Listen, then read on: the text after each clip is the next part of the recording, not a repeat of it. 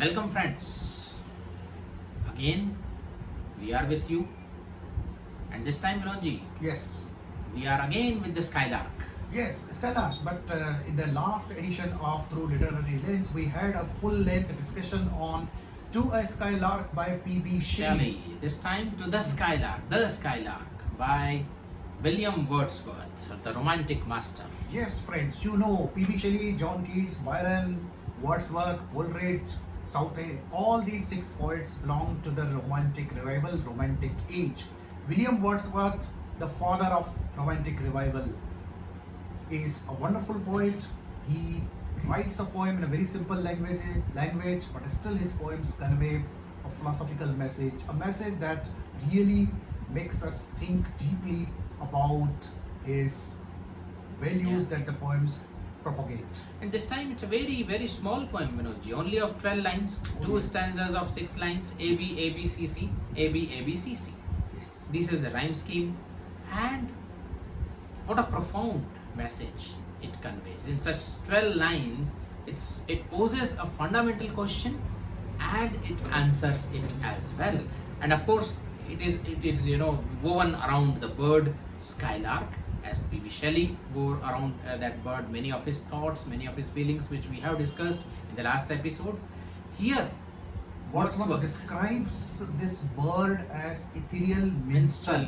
pilgrim of the sky. Now, for the listeners, let me explain. Minstrel is a musician, right, in the traditional societies, who wanders from village to village, singing on his musical instrument and earning his livelihood. Usually, they sing of the great kings, they sing of the great battles, victories, and the glories of nation. And here, of course, the song of the Skylark. So the music, the minstrel, the song is like a minstrel singing. Because and bird playing. is not fixed at one place. It moves from place to place, singing his beautiful song. Yeah, and of the sky means heavenly. You rise to the heavenly heights, right? This is important because the question which is being posed, it is to understand that question. This elevated stature of the bird, it is very necessary to conceptualize it. As it is the ethereal minstrel, as it is a pilgrim of the sky, that means this bird has elevated stature. It is a divine bird that way. So the poet asks a very important question. Dost thou despise the earth where cares abound? Yes. Do you hate us? Hate this earth where there are troubles, where there are cares, where there is unhappiness, where there is a misery, where there is a sorrow. So he asks a direct question. Do you despise this earth which is full of worries and cares? I would say, Vinodji, this poem starts from where Shelley's poem ends, so to say, isn't it? Yes, in a way. In a way. Shelley has told us that the Skylark is the disembodied joy, ultimate supreme joy towards we all should aspire. And Shelley's Skylark does not know unhappiness, does not know mystery. It does not know that love will end up in sad satiety. Yeah. So here Wordsworth then poses a very relevant question. Perhaps Wordsworth is asking, are you really that Shelley's bird? And if you are, then do you hate the earth where cares abound? Yes. We are limited human beings. We don't know of your joy. We only can aspire to it, maybe hopelessly. And again, if we try to see the applied part of these lines, there are people. Imagine the people who are powerful on this earth, people who are resourceful on this earth, people who are highly knowledgeable on this earth. They begin to despise the rank and file individuals. They believe that they are classed by themselves, whom we call elite class, and this elite class has nothing to do with the proletariat. That's it. So class distinction totally takes you out of the reality of the other classes. The high class or the elite class are blissfully unaware, rather they despise. Because of many surveys point out that only 1% people in this world are super rich, and almost 50% wealth is concentrated in the hands of this 1 or 2% people, and these people are world by themselves. They are completely unaware of the miserable situation in which majority of people of the world are forced to live. So this is a very important question. This is a very significant question. Even after 200 years of Wordsworth's death, this question continues to be significant. Yeah. So this bird is a symbol of elitist class. So do you really despise Or this bird? again, if you take this to be this like a scientist, like a theoretician who looks at the generalities, who has the bird's eye view of the field, but do they care about the micro realities, day-to-day lived realities of the people, or simply they just hush them away as being the statistical data? Yes. And when, yes, these are very important questions to understand the underlying idea of this poem. And when Wordsworth proceeds in the next stanza, Second, again the same stanza, he formulates the question as a whole, but in a way answers it. Or he says, the wings soaring, your wings soar, but your heart and eye are in your dewy nest on the ground. that means you do not become forgetful of your earthly existence even when you are ethereal. Yeah. Ethereal, that is, you are a heavenly bird. Yeah. But you are not become oblivious of your existence on this earth. So here, now this Skylark, Wordsworth's Skylark, is becoming a symbol of balanced approach towards life. Yes. And at the same time, he is aware of the earthly realities And ethereal and charm. ethereal charm and bliss. So to apply it to the different fields, scientist or a theoretician should be aware of the general formulation of the theories, but they should also be equally aware of the individual day-to-day lived experiences which constitute the data. And towards the end of the poem, Wordsworth clearly states that who this bird is. Yeah. Thou type of wise. Yeah, the type sower. of all wise who soar and never roam, true to the kindred points of heaven and home. Now this is the final takeaway from this poem. This bird becomes a symbol of harmony, where the different elements come together, where the heavenly element and earthly element come together.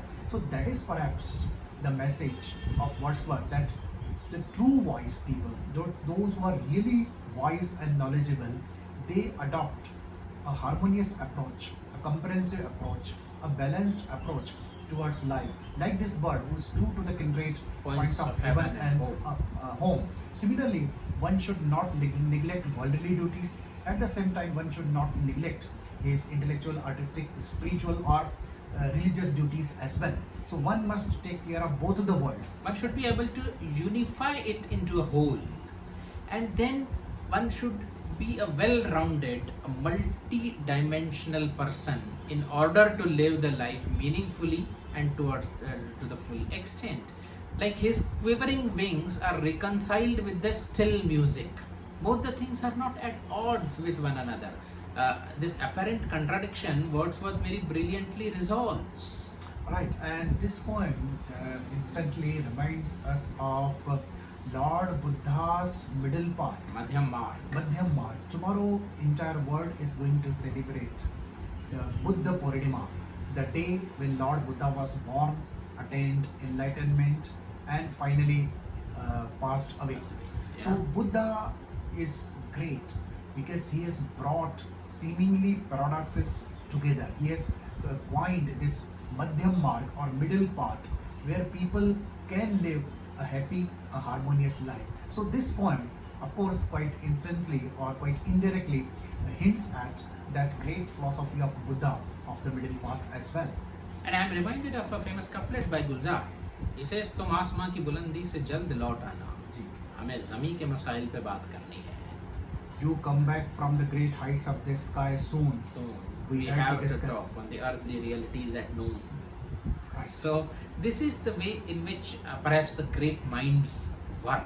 And then he, in the between the poem he says, "Leave to the nightingale her shady wood," because we have also discussed about Ode to Nightingale, where Keats also admits that Nightingale lives in a sort of, you don't know what is around, what is below, what is above. Right. So here, Ignorance is the bliss for that. Nightingale becomes the symbol of those selfish, self-centered people Yeah. who never step out of their small confines, small personal life. They are unmindful of the collective problems, collective issues. They are unmindful of the sorrows and sufferings of others, Yeah. because they never step out of their shady wood, just like the bird of Nightingale. Yeah, but here he says that the privacy of glorious light is thine. Yes. You are surrounded by the glorious light, and in that you live, but you are equally aware of the And again, ground it is realities. important to realize that if we want to achieve greatness, if we want to achieve wisdom, we need to step out of our small cocoon, right, and soar to the sky like that of the Skylark. But at the same time, our feet must be firmly planted on the earth. We should be able to touch sky with our hands, but at the same time, our feet should remain firm on the ground. So this kind of harmony, this kind of balance, is eminent in this point. And the distinction between soaring and roaming, Yes. wonderful distinction. The kind of wise who soar but never roam. Yes. For that you should have some ideology, some philosophy, some anchor. Then you can soar. Yes. Roaming is from here to there to here, without any aim, without any purpose, and without taking cognizance of the ground realities as well as the blissful, The trouble is the people who progress in life, Yeah. they deviate from their original task. Yeah. They forget that once upon a time they were also humble and poor people. Yeah. So that is what he says, that yes, you can roam, you can soar So- up in the sky, but at the same time you should not roam. You should not deviate Yes. from your goal. So this poem is really wonderful. It has a message, it is a motivational message, and at the same time it teaches us to avoid extreme of anything in life. Anything which is extreme, carried to the extreme, is harmful, and therefore we must adopt the middle path, as Buddha says, as Wordsworth says in this poem. We should try to live to that ideal where we can be true to the kindred points of heaven and earth. Extreme of anything is self-destructive. Like Voltaire said, even tolerance carried to the extreme will destroy itself. Right. For example, in modern days, stiff competition, as we teach our children to compete at every step, competition carried to the extreme would give rise to vanity, selfishness, and self-centeredness, which is harmful for the And society. defeatism and depression and whatnot. And it is already doing that. Yeah. It's For already example, doing that. extreme use of the technology has adverse Yeah. impact that we already know. So there are so many examples where anything, whether good or bad, if carried to the extreme, always is bad. So on this note, Simply poetic, very beautiful poetic illustration of the middle path, Madhyam Marg. Yes. Concretized So illustration. read William Wordsworth poet and try to understand what he says by yourself, and definitely give your comments how you like these shows.